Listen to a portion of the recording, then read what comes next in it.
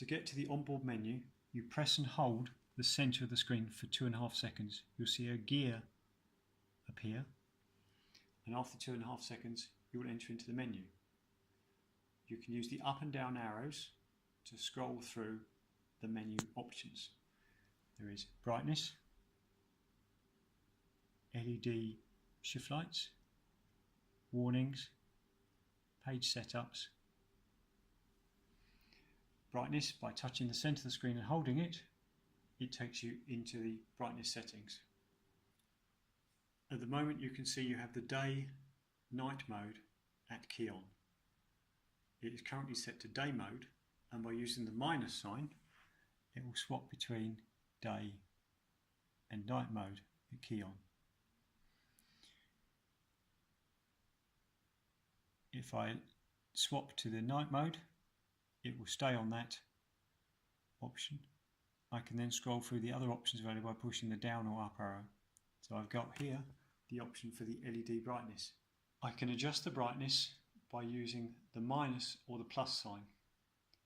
Plus to increase the brightness, minus to decrease the brightness. This function is the same on all of the setups within the display. Simply by tapping the up and down arrows, I can scroll through the screen setup, and each one of these levels is adjustable. If I decide I don't want to adjust those, I use the back arrow. That will take me back up to the main menu again. I can then tap down or up for each setup. For example, if I want to do page setups, press and hold the center of the screen, page setup 1. Tap it again because I want to do page 1. Then it says current center parameter is gear. If your vehicle does not display gear, I can use the minus and plus signs to scroll through the options until I pick whatever I would like to appear in the center of the screen. The most common option is RPM. So once I get to the RPM dial, engine speed, I can then scroll on to the next option. I might want to change another parameter such as top left or top right, done exactly the same way as for changing the center parameter. If I decide I don't want to change any other parameters, I use the back option.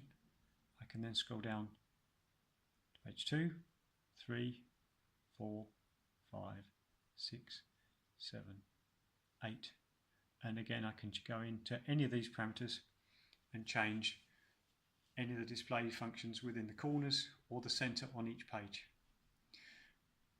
Once I've finished doing the setups, I can hit the exit arrow here, and this will take me out, and at this point, if I've made changes, it will ask me if I wish to save the changes or simply exit. When you're scrolling through the various sections to modify, one important area you may wish to look at is the warnings. By tapping down till I reach the warnings, then tap warning to take me in. It gives me an option to enable the warnings or disable the warnings on various functions. For example, it shows oil pressure, but if you do not have oil pressure, you can then tap minus to convert it to disable. Then scroll down to the next option, oil temperature. This one is normally disabled unless you have an oil temperature sensor, in which case you can then tap plus to enable it. You then scroll down to the next one, coolant temperature. Normally every ECU has a coolant temperature sensor, so therefore this one is normally left enabled. There should be a specific reason why you wouldn't want it enabled to change it. Once you've gone through all the functions that you wish to change, you can then hit the back arrow, and if you've decided you don't want to change any other settings on the screen, you then hit the exit. At this point, if you've made changes, it will give the option to save the changes. By hitting the tick, you will save the changes. By hitting the exit, you will not save your changes.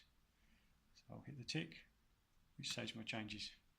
you can now see the centre of the dial on the particular page I've changed it on, which is page 1, has an RPM dial instead.